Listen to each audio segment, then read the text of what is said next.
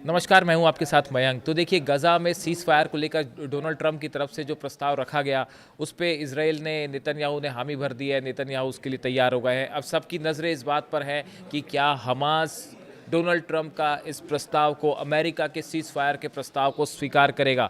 अभी तक हमास की तरफ से कोई इसको लेकर कोई जवाब नहीं आया है। देखिए, इसी बीच कई देशों के जो राष्ट्राध्यक्ष हैं, उनकी तरफ से प्रतिक्रियाएं आ रही है। मैं आपको ये बताऊं कि 20 पॉइंट गज़ा में क्या है डील के, जो इसकी शर्तें हैं, उस पे जाने के पहले एक बार मैं बताऊं कि भारत की तरफ से बड़ा बयान आया है गज़ा को लेकर, सीज़ फायर को लेकर। और प्रधानमंत्री मोदी की तरफ से बयान है, जिन्होंने सोशल मीडिया पर कहा है, हम राष्ट्रपति डोनाल्ड ट्रंप द्वारा गज़ा युद्ध को समाप्त करने के लिए एक व्यापक योजना की घोषणा का स्वागत करते हैं। यह फिलिस्तीन और इजरायली लोगों के साथ साथ व्यापक पश्चिमी एशियाई क्षेत्रों के लिए दीर्घकालिक और स्थायी शांति, सुरक्षा और विकास का एक व्यवहार्य मार्ग प्रदान करता है। हमें उम्मीद है कि सभी संबंधित पक्ष राष्ट्रपति ट्रंप की पहल के पीछे एकजुट होंगे और संघर्ष को समाप्त करने और शांति सुनिश्चित करने के इस प्रयास का समर्थन करेंगे। तो भारत की तरफ से इस जो 20 सूत्री प्रोग्राम रखा है डोनाल्ड ट्रंप ने सीज़ फायर का, इसका समर्थन किया है। प्राइम मिनिस्टर मोदी ने एक्स पर, सोशल मीडिया साइट पर लिखा है, we welcome President Donald Trump's announcement of a comprehensive plan to end Gaza conflict. It provides a viable pathway to long-term and sustainable peace, security and development for the Palestinian and Israeli people, as also for the larger West Asian region. PM Modi expressed hope that all concerned will come together behind President Trump's initiative and support this effort to end conflict and secure peace. ये बात PM Modi की तरफ से कही गई है। तो देखिए, गज़ा को लेकर पूरे दुनिया भर के जो देश हैं वो अपनी प्रतिक्रियाएं दे रहे हैं। और Qatar, Jordan, UAE, Indonesia, Pakistan, तुर्की, सऊदी अरब और मिस्र के विदेश मंत्रियों ने भी जो है वो गाज़ा में युद्ध समाप्त करने के लिए डोनाल्ड ट्रंप के जो प्रस्ताव आया उनकी तरफ से उसका स्वागत किया है। अब देखिए, ये समझना होगा कि आखिर इस डील में क्या है। डोनाल्ड ट्रंप ने जो 20 पॉइंट्स वाली डील रखी है, इसके मैं आपको शॉर्ट में बताता हूँ इसके 20 पॉइंट क्या हैं। पहला, गज़ा को एक आतंक मुक्त क्षेत्र बनाया जाएगा जो अपने पड़ोसियों के लिए किसी तरह का खतरा ना बने। उनका कहना ऐसा है कि गज़ा में एक ऐसी स्थिति बनाई जाएगी जिसमें उसके बाद फिर इजराइल पर हमले ना हो। एक शांतिपूर्ण जगह गाज़ा को बनाया जाएगा। दूसरा, गाज़ा का पुनर्निर्माण किया जाएगा ताकि गाज़ा के लोगों को फ़ायदा मिले। गज़ा में रिकंस्ट्रक्शन होगा ताकि वहाँ के लोगों को सुविधाएं मिल सकें। तीसरा बात, अगर दोनों पक्ष इस प्रस्ताव पर सहमत होते हैं, यानी कि इजराइल और हमास, तो युद्ध तुरंत समाप्त हो जाएगा। इजरायली सेना बंधकों की रिहाई की तैयारी के लिए तय सीमा तक पीछे हट जाएगी। इस दौरान सभी सैन्य अभियान निलंबित होंगे। अगर दोनों पक्ष इस पर साइन कर देते हैं तो इजराइल अपने ऑपरेशन फौरन रोक देगा। तीसरी बात। चौथी बात, 72 घंटे के अंदर जब इजराइल सार्वजनिक रूप से समझौते का स्वीकार करेगा, सभी बंधकों को जीवित या फिर मत लौटा दिया जाएगा। 72 घंटे के अंदर जो बंधक हैं हमास के पास वो लौटा दिए जाएंगे। चाहे वो, अगर उनकी डेथ हो गई है तो डेड बॉडीज वापस गिर जाएगी, वरना बंधक सभी लौटा दिए जाएंगे।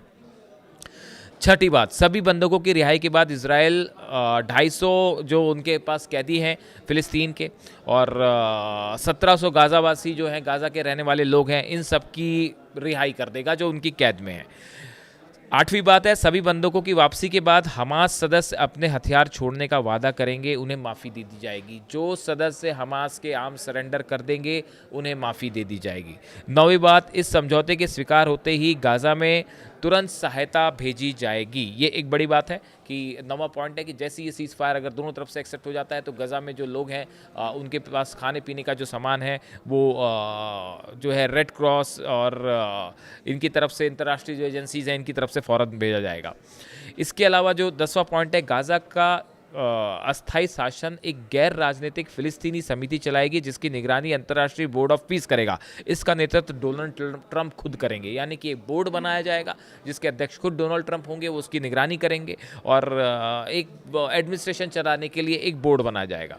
अगली बात कही गई है कि ट्रंप की आर्थिक विकास योजना के तहत गाज़ा को पुनर्निर्मित सशक्त बनाने के लिए एक विशेषज्ञ पैनल, एक्सपर्ट्स का एक पैनल बनाया जाएगा जो गाज़ा में चीज़ों को देखेगा कि कैसे विकास हो, कैसे चीज़ें दुरुस्त हो सके।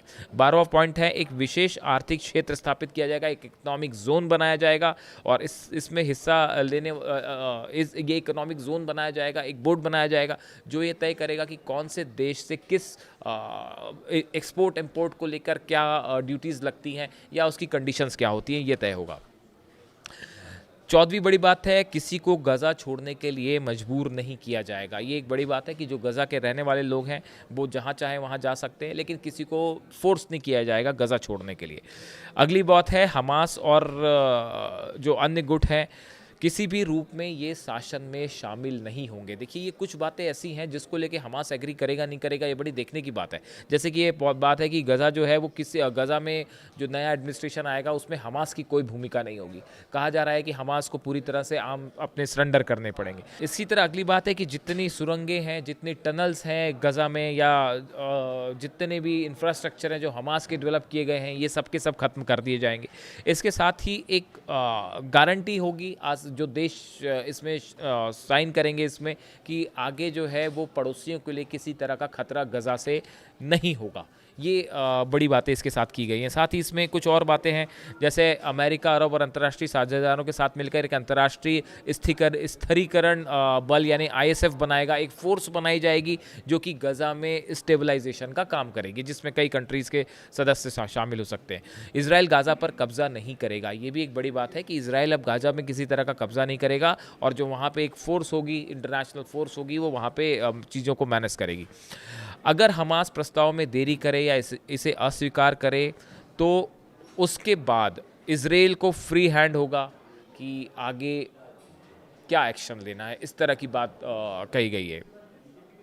सभी धर्मों के बीच बातचीत की प्रक्रिया स्थापित की जाएगी, ये भी बात उसमें कही गई है। जैसे जैसे गाज़ा का रिकंस्ट्रक्शन आगे बढ़ेगा और फिलिस्तीन प्राधिकरण का सुधार कार्यक्रम लागू होगा, वैसे वैसे फिलिस्तीनियों की राज्य की दर्जा पाने की राह और खुल जाएगी। उन्होंने कहा है कि अगर ये सीज़ फायर हो जाता है, दोनों पक्ष रेडी हो जाते हैं, तो कुछ ही दिन में फिलिस्तीन को एक नया देश का जो है दर्जा देने की राह आगे खुल जाएगी।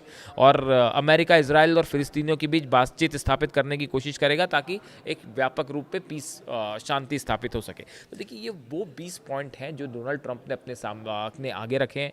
नेतन्याहू ने इसके लिए वो राज़ी हो गए। अब देखने की बात यह है कि हमास की तरफ से क्या रिएक्शन आता है। क्या हमास इन शर्तों को राज़ी होगा? हथियार छोड़ना है, एडमिनिस्ट्रेशन में हमास का कोई भूमिका नहीं होगी, जो सरेंडर कर देंगे उन्हें माफ़ कर दिया जाएगा।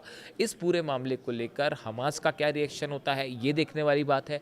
और सबसे बड़ी बात, ईरान की तरफ से अभी इस पूरे पीस डील पर कोई बयान नहीं आया है। ईरान का रुख क्या होता है, ये बहुत बड़ी देखने वाली बात है। इससे जुड़ी जो भी अपडेट होगी फ़ौरन आप तक पहुंचाएंगे। Thank you so much.